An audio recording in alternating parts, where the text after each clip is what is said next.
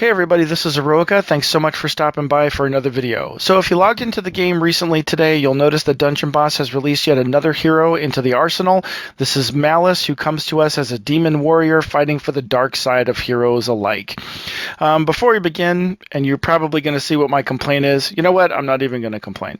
I'm just going to say that if you're going to do this, at least give her some kind of a cool backstory, how she's Emily's twin sister gone bad, fallen from grace, something along those lines, but we don't even have that. In any case, if you're looking to obtain Malice, you will only find her available in the VIP portal and probably through some form of purchasing in the shop, but right now it's going to take VIP rolls to get her available to you. If we go ahead and move over to the stats tab, we'll take a look at the numerical statistics. Please feel free to pause the video if there's anything of great interest to you. And for the purposes of this video, she is going to be a 3-star. I unlocked her earlier today, and she is fully ascended and fully leveled. So when we're dealing with the numbers of the attacks and the strengths and so forth, the only thing that we're missing here is the other 3 stars. So as a dark hero, she is going to have both the advantage and disadvantage against light units. When we talk about her traits, we'll look at the first one, which is Gluttony. 20% boosted damage for every buff on this hero. Now, this is actually really cool, and I really like it. However, it's going to take you setting this up to make it really worth your time. You're going to have some hero that has a buffing capability that is a first ability type of attack. What I mean by that is when you're putting your party together, you're going to want to bring along heroes like Bramble or Echo, who are going to have buffs available in the first round of the fight. This will give you the potential for significant damage up front, but will also counter the fact that a lot of these fights don't really make it into the last ability time frame, and so therefore you really won't take advantage of it if you're bringing heroes whose buffs are in the second and third ability. The next trait we're going to talk about is Wrath, which damage is increased as health of the target decreases. So this is sort of a counterpoint to Tsumi's attack power increase that occurs when he is damaged.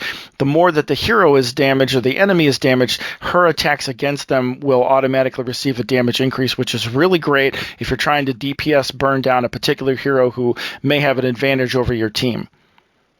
The next trait we're going to talk about is Greed, which life steals on any crit. This is nice. I'm always loving it when there's a hero who has sort of a Swiss Army knife of traits. And even though these heals are not massively significant, I say any step in that direction is fantastic.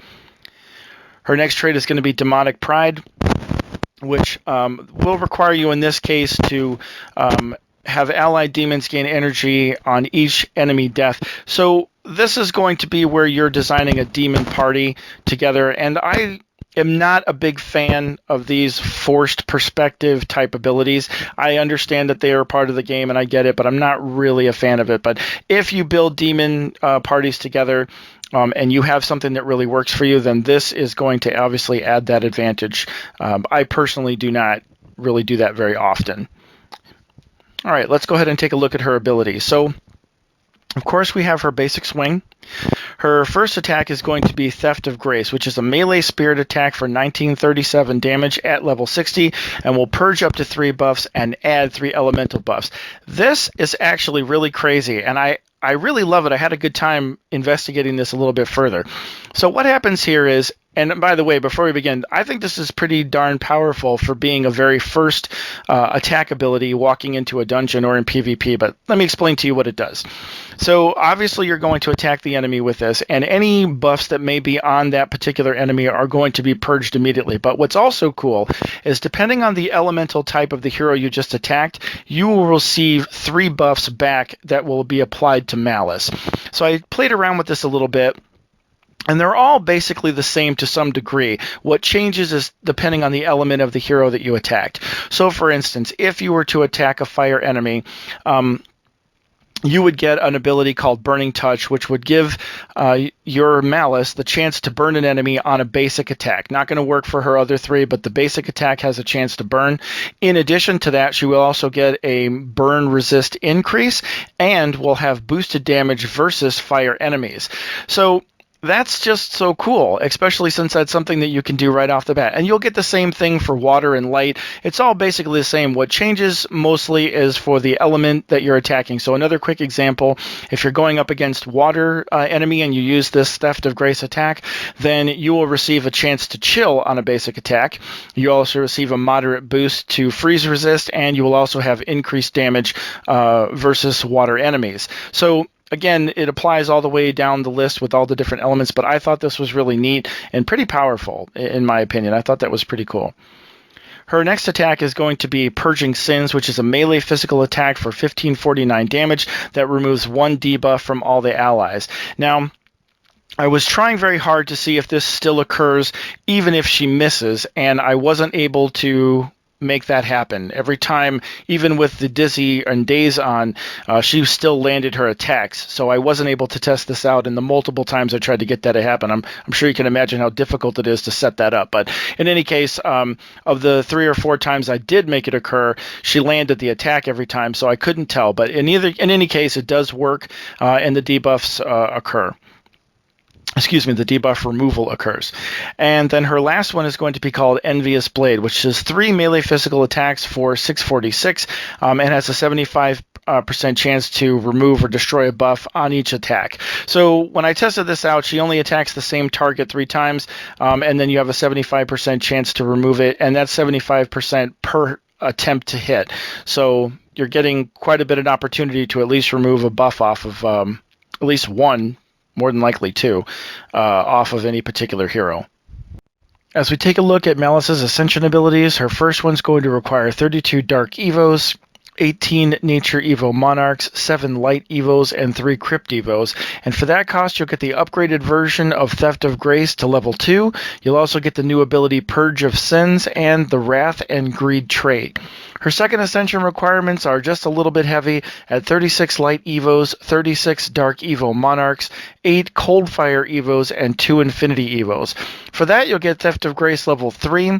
You'll also get Envious Blade, and you'll also get the upgraded traits for Greed 2 and Demonic Pride. All in all, I would say Malice is a pretty interesting hero. Not graphically speaking, of course, but we're not going to revisit that again. No, what I'm talking about here is her abilities and her damage potential. When you consider the Gluttony trait with its 20% boosted damage per buff that's on her, there's a potential for some very significant damage output.